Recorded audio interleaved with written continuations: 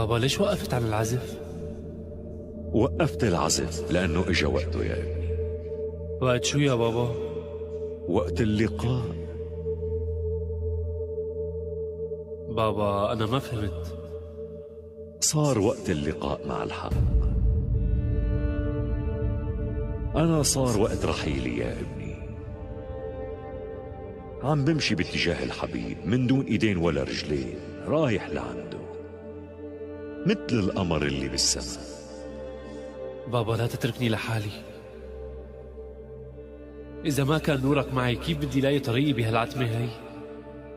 يا ابني القمر